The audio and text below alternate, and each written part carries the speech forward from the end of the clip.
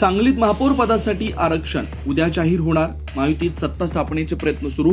डझनभर नगरसेवक महापौर पदाच्या शर्यतीत. कल्याण डोंबिवलीत शिवसेनेचा भाजपला तर राज ठाकरेंचा उद्धव ठाकरेंना दणका. सत्ता स्थापनेसाठी शिवसेनेला मनसेचा पाठिंबा.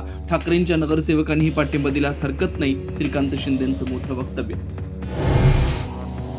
कल्याण डोंबिवलीमध्ये विकास कामांसाठी शिवसेनेला पाठिंबा दिल्याचं मनसे नेते राजू पाटील यांचं स्पष्टीकरण. राज ठाकरेंकडून स्थानिक पातळीवर निर्णय घेण्याचे आदेश. संदीप देशपांडेंचंही स्पष्टीकरण.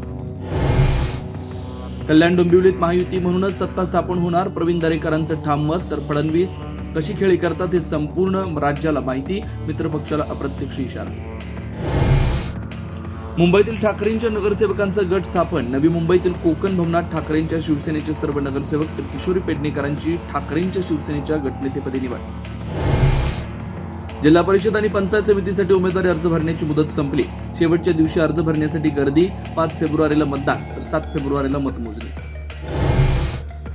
दावोसमध्ये महाराष्ट्राचे तब्बल 11 कंपन्यांसोबत करार. उद्योगमंत्री उदय सामंत यांची माहिती. 11 पैकी बहुतांश कंपन्या परदेशी असल्याची सामंत यांची माहिती.